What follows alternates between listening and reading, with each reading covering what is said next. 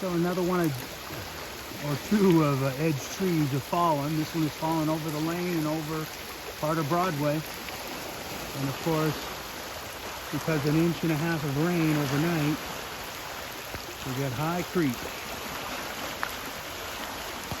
More falling down trees over there. Pretty wild. Okay, here we are around noon. And we've gotten 1.5 inches of rain since midnight.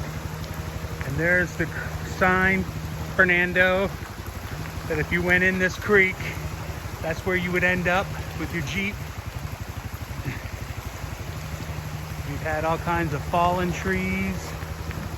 Oh, someone's garbage can. There it goes. Oh, the potted plants. And up the road there, it looks like they're cutting the tree that fell down. So, massive amounts of water.